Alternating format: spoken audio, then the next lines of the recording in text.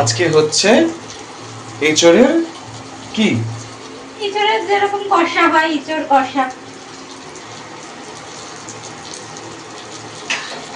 এঁচড় কষা, এর মধ্যে পেঁয়াজ, আদা রসুন বাটা দিয়েছি, লঙ্কা দিয়েছি, গোটা গরম মশলা যেমন হচ্ছে এলাচ, দারচিনি, তারপরে হচ্ছে লবঙ্গ দিয়েছি অল্প একটু, আর তেজপাতা।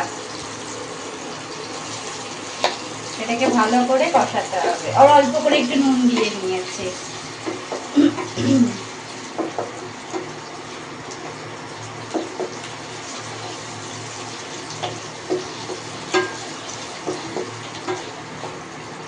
সবে দিয়েছিস টমেটো গুলো, এখনই গলবে না।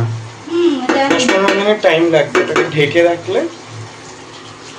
তাই না? আলুও কেটে রেখেছি এখানে, দেখিয়েছি। এটাকে ইঁচড়টাই কেটে ভালো করে ধুয়ে নুন হলুদ দিয়ে সিদ্ধ করে রেখেছি যাতে কষটা ছেড়ে যায়। অল্প একটু জিরে গুঁড়ো দিয়েছি, অল্প একটু ধনে গুঁড়ো দিলাম, একটু হলুদও দিলাম এবারে। এর মধ্যে যাচ্ছে অল্প করে একটু চিনি, এর মধ্যে যাচ্ছে আলু,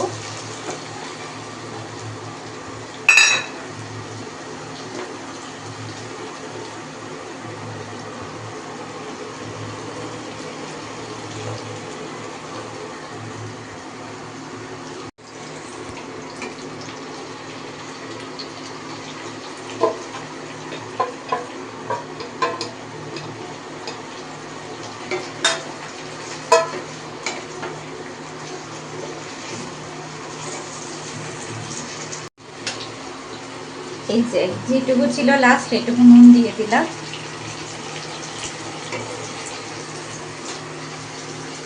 ঢাকা দিয়ে রেখেছিলাম কিছুক্ষণ, সিদ্ধ হওয়া হবে প্লাস একটু ভাজা ভাজাও হবে। দেখো অনেকটাই ভাজা ভাজা হয়েছে, আর একটু ভাজা ভাজা করব। যতক্ষণ ভালো করে ভাজা না হয় খেতে ভালো লাগবে না, যত ভাজা হয় তত বেশি এটা খেতে ভালো লাগবে। কিছুটা ভাজার পর তারপরে আমি অল্প করে জল দিয়ে সিদ্ধ করে নিয়েছি আলু আর ইঁচড়গুলিকে। তারপরে আমি স্লাইটলি অল্প করে গরম মশলা দিয়ে দিলাম।